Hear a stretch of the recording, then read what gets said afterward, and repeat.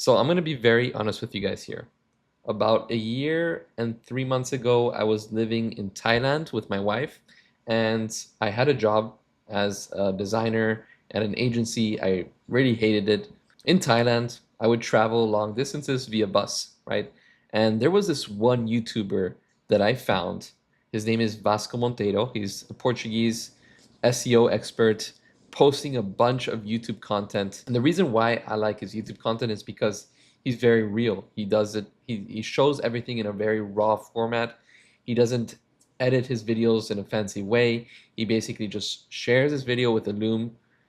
He does like, he draws over his videos with Miro, and he like just uses a very simple editing software to cut and edit and post his videos.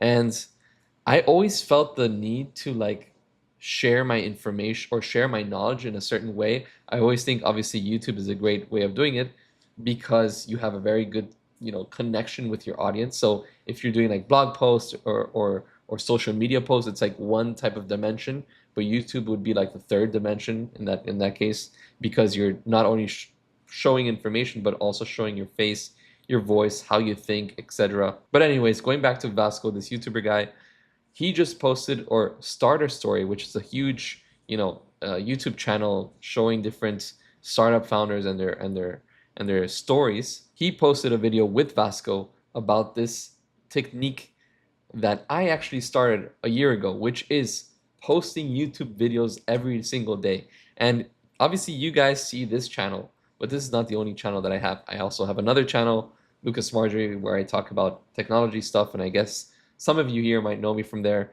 But what I'm trying to say is that Vasco built a SaaS, and he has generated, or he is generating $70,000 in revenue every single month with his SaaS, and most of his customers or most of his users are coming from YouTube. So in this video, he basically goes through $70,000 a month YouTube strategy. What is a strategy? What are these different money-making assets that he creates inside of YouTube, and why YouTube is the best platform to get users? And basically, one of the main strategies he has is increasing distribution, as you see over here. What does that mean? He's created a bunch of different content, and going back, if we go here, yeah, right? So we have evergreen content, we have news content, we have viral content. Evergreen content, for example, is more longer form content. For example, courses or longer guides, things that would be beneficial to someone or to a user in a long-term game. Let's say that it would be something that someone would watch even in a year from now, or 2, 3, 4 years from now. An example of this is like how to edit a Wikipedia post, for example, in a Wikipedia page.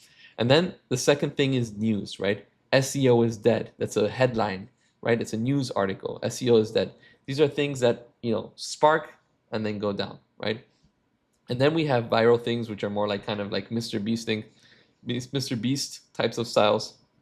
Very similar to news, but they're more of like keywords that kind of attract interactions, comments, and so on and so forth. So they can some things can be very, they can be very sketchy, but it's just for like interaction, right? Like black hat SEO strategies, outrank any site, topic authority. And then what he would do is that he would generate all of these different, not generate, he would create these different content, all of these different videos, and then he would redistribute these videos with other faces, right? With other people that he would think, have potential to be better creators, right? For example, this Tim SEO guru is one great example.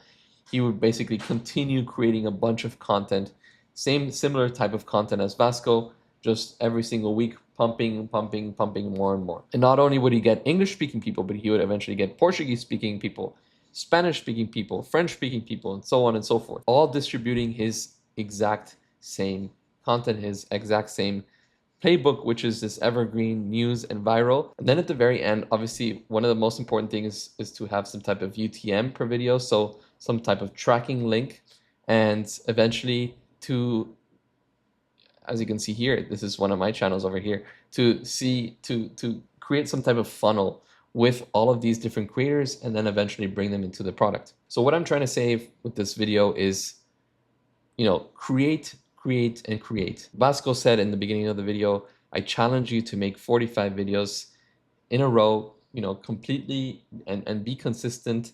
And he said like he will PayPal you $500 if you don't make $5,000, something like that, something crazy. But most important thing to get out of this is that YouTube is a very important source, especially if you have some type of SaaS, to just create content every single day, valuable content, and use your product as some type of call to action in the video, right?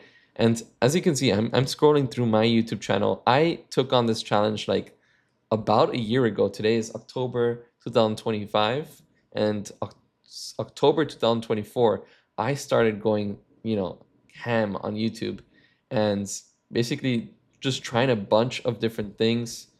And as you can see, all of these different videos, they're just like me trying to do something, right? Trying to start from scratch, but eventually it led me to a point where 10,000 subscribers in one of these channels, a lot of daily viewers, being able to collaborate with brands that I really look up to, and build out an audience, a community of people that trust me, they know my values, and these people have certain struggles and I can help them with some type of solution. So yeah, guys, that's pretty much it for me today. Hope you all enjoyed the video. If you have any comments, questions, please let me know down in the comments below. And hope to see you next time. Thank you so much. Goodbye.